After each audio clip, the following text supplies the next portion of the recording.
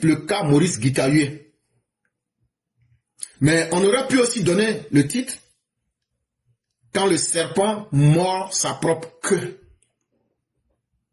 Quand on est victime de sa propre turpitude.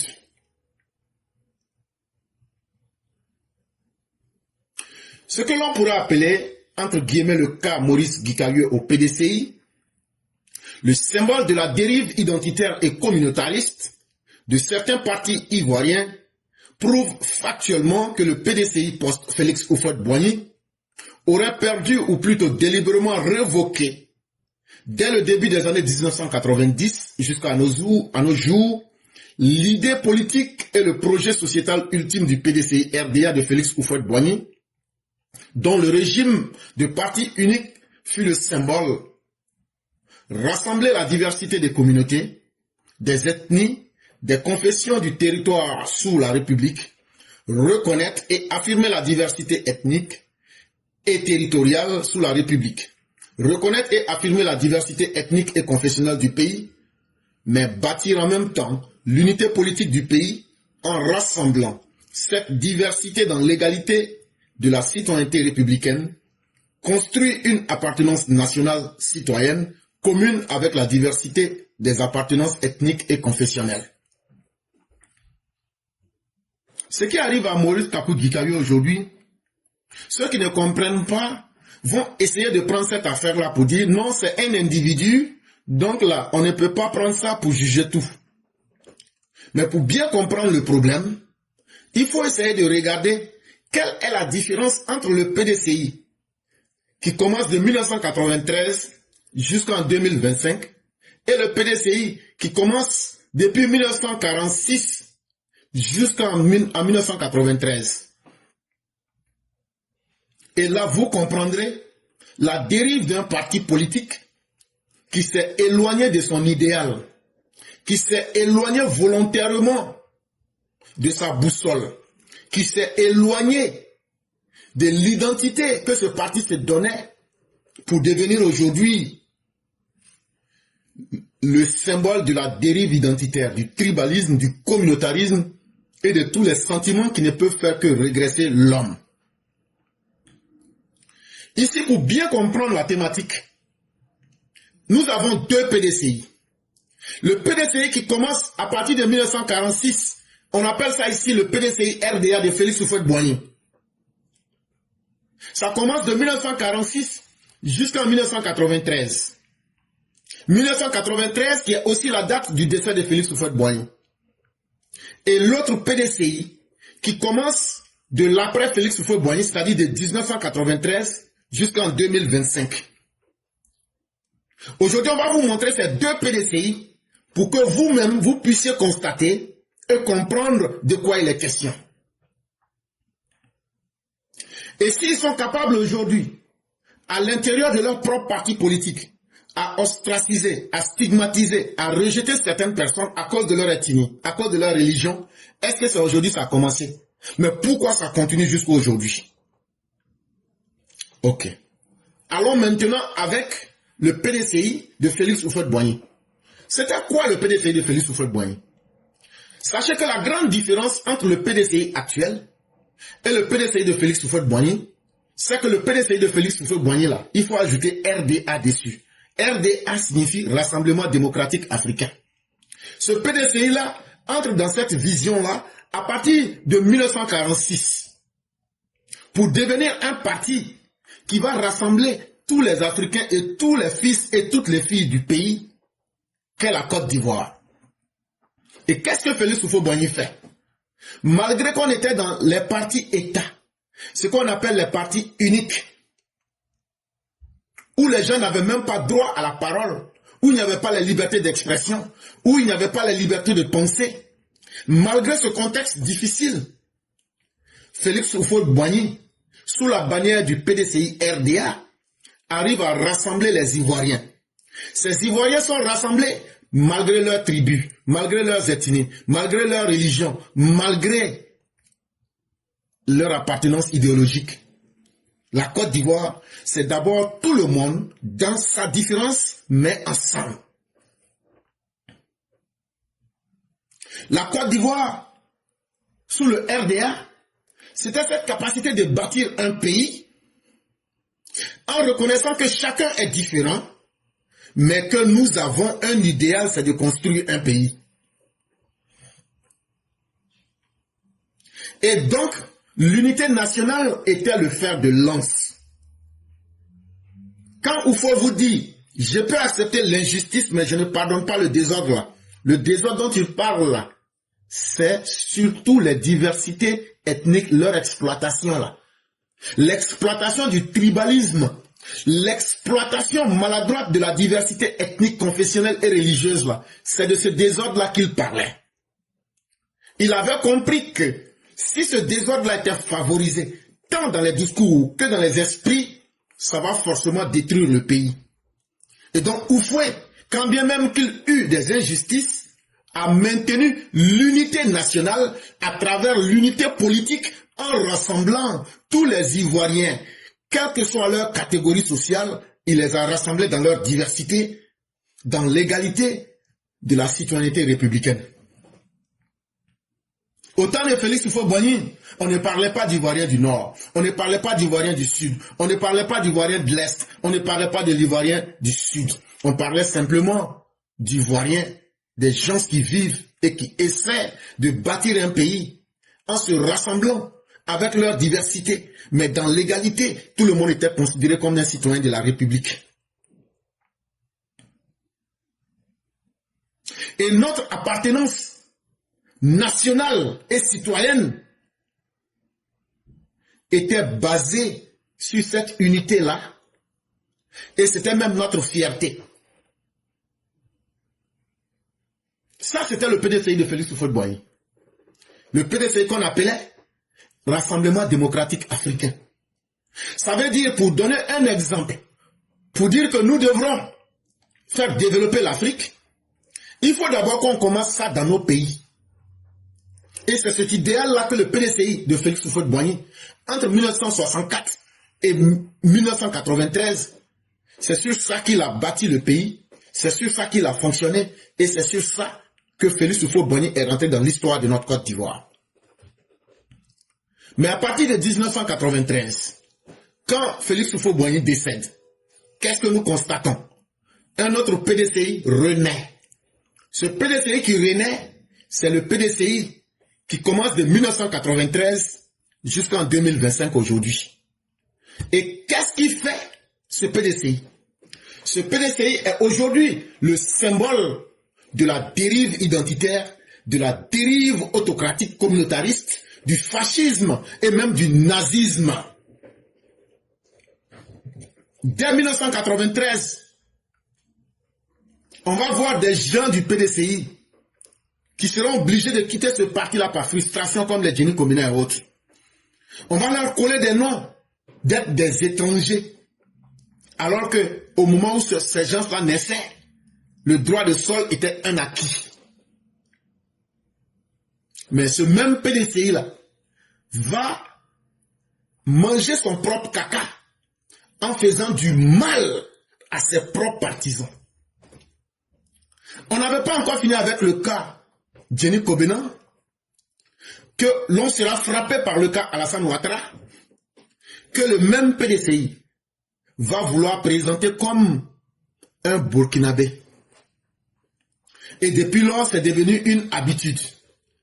Ce PDCI s'est largement éloigné de l'idéal de Félix Houphouët-Boigny, mais ça a été fait volontairement.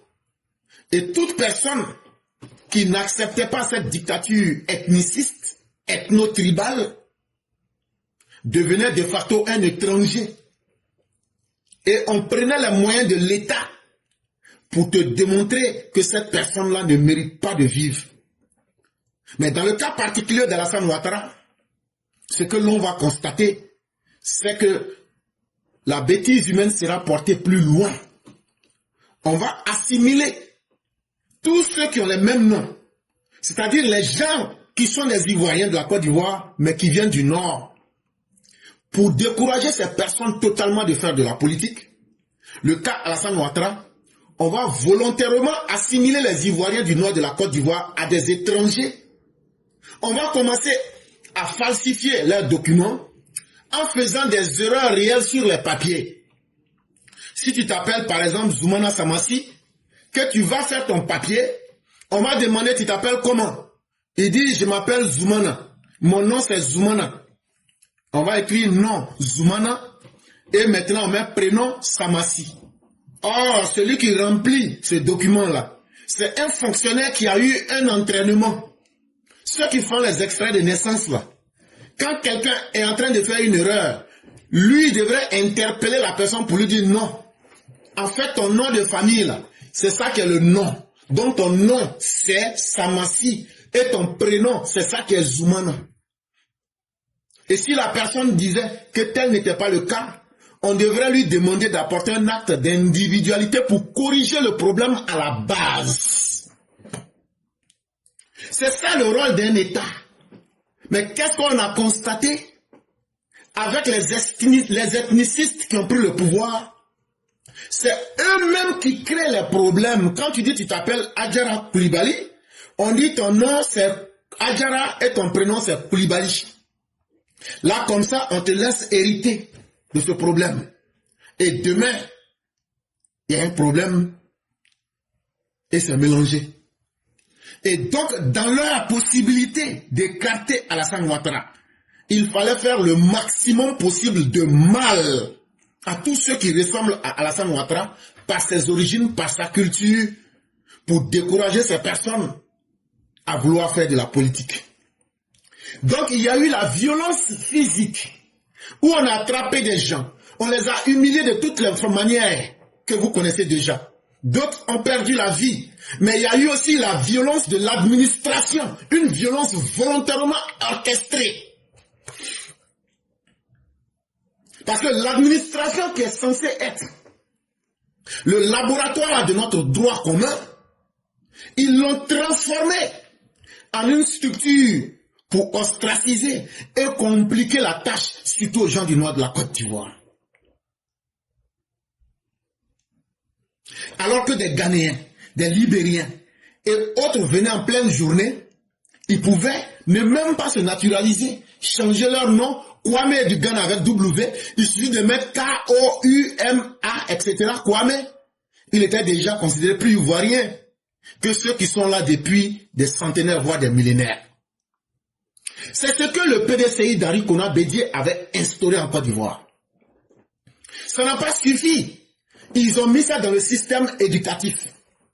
Ils ont appelé des intellectuels, faire asseoir ces intellectuels, leur demander comment nous pouvons manipuler la population pour faire le plus de mal à tous nos opposants et surtout aux gens du nord de la Côte d'Ivoire. Et ils ont dit ceci à travers, je crois, le Kurdif. Il faut d'abord transformer les manuels scolaires. Il faut ne pas enseigner l'histoire véritable aux uns et aux autres.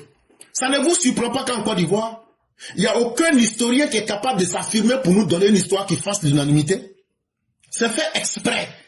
Et ce sont les conséquences de ces actes-là que nous sommes en train de subir jusqu'à aujourd'hui. Parce que l'histoire des peuples est bel et bien connue. Mais ils ont fait exprès. Les peuples, quand ils sont venus les derniers en Côte d'Ivoire à partir de la fin du 17e, voire début du 18e siècle, c'est eux leur histoire qu'on enseigne en début dans les livres. Et selon qu'on ne vous aime pas, vous verrez les peuples de l'Ouest et du Nord, c'est eux, on met leurs histoires de façon sommaire à la fin de l'année. Sachant bien qu'on ne va pas pouvoir arriver là-bas pour pouvoir étudier ça. Et donc, non seulement dans la réalité pratique, on les attrapait, on les humiliait, on les ostracisait, on les insultait, on les traitait d'étrangers. L'administration travaillait méthodiquement sur leur carte d'identité. Au temps de Bédié, vous prenez vos cartes d'identité, vous allez voir 6 zéros sur vos cartes d'identité. Tous ceux qui ont un nom à consonance nordique, si vous prenez vos cartes d'identité de Bédié, là, vous allez voir 6 zéros en bas. Ces 6 zéros-là, c'était la planification d'un génocide pour pouvoir vous identifier. Si vous ne le savez pas, on va vous dire ça aujourd'hui. Les 6 zéros-là ne répondent à aucune nécessité d'identification. Ça veut dire, pour faire détecter des documents ou même détecter des personnes, on utilise des chiffres alphanumériques, c'est-à-dire de l'alphabet et des numéros. Mais comment se fait-il que sur des cartes d'identité particulières, on avait 60606060?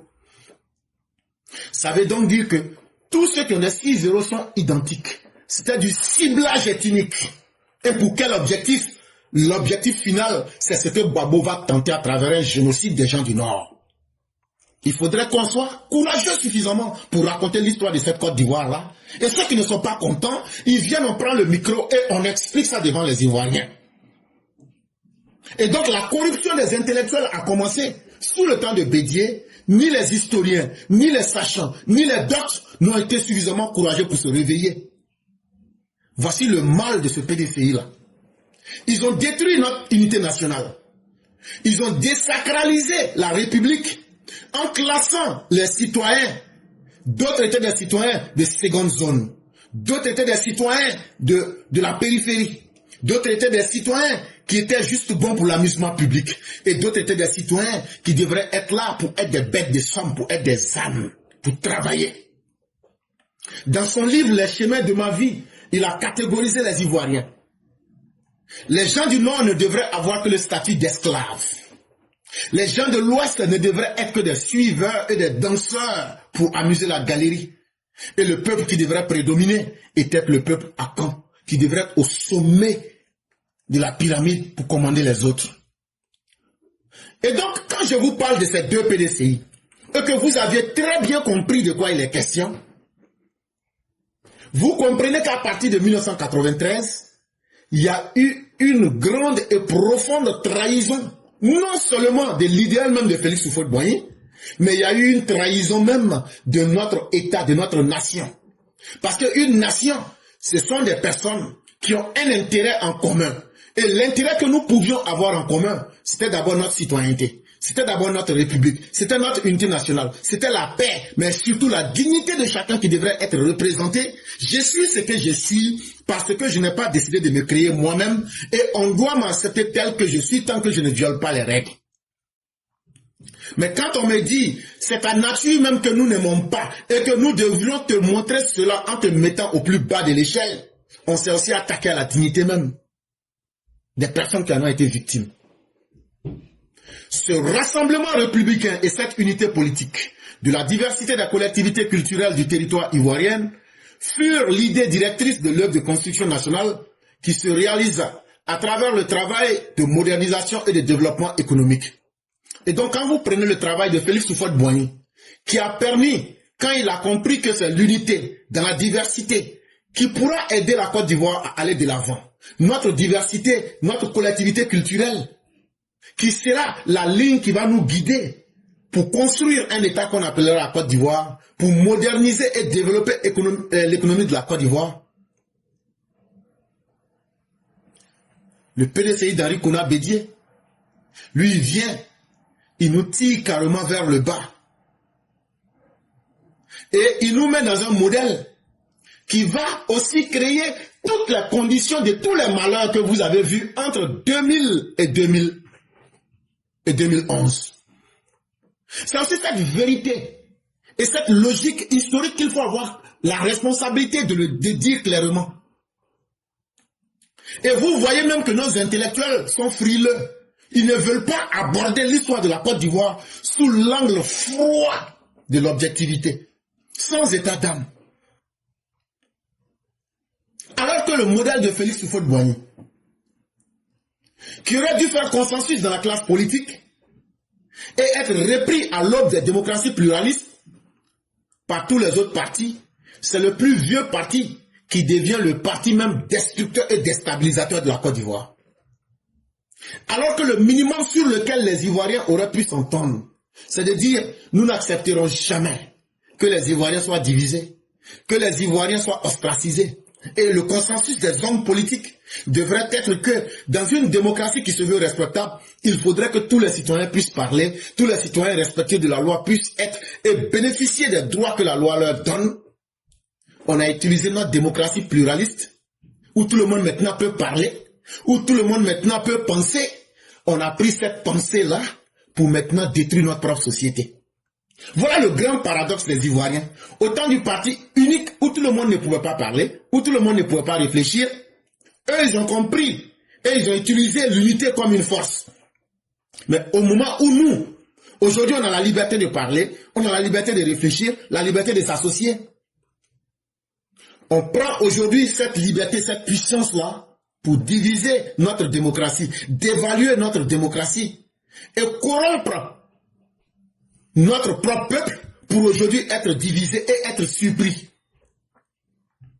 Le cas Maurice Kaku Dikaye, la définition ethnique du parti, de la société, de la nation et de l'État au détriment de la citoyenneté et de la République, l'affirmation identitaire et le rejet de l'altérité incarnent donc une crise mémorielle dans le plus vieux parti du pays. Donc en vérité, quand on vit, c'est pour gagner en expérience. Mais quand vous voyez même que c'est le plus vieux parti, qui devrait être aujourd'hui le parti des hommes sages, qui est devenu le parti, l'incubateur même du désordre, l'incubateur du nazisme, l'incubateur même de tous les malheurs des Ivoiriens, le vecteur de la haine, le vecteur de l'affirmation identitaire, le vecteur du rejet de l'altérité, du rejet de l'autre en tant qu'une entité. Ça veut dire que le PDCI, depuis 1993, incarne une crise de mémoire, une crise de leur propre histoire. Et ils veulent maintenant imposer la dérive emblématique des années 93 jusqu'en 2011. Et ils veulent continuer cela aujourd'hui, jusqu'à entraver la démocratie elle-même en Côte d'Ivoire. Et c'est pourquoi nous autres ne pouvons pas nous asseoir pour regarder cette dérive-là. Et petit à petit, s'ils avaient réussi avec le cas Tidjam-Tiam, c'est ce qu'ils allaient encore imposer à la Côte d'Ivoire tout entière. Et c'est ce qu'ils ont essayé. Et c'est pourquoi nous avons combattu Tidjam-Tiam et le PDCI.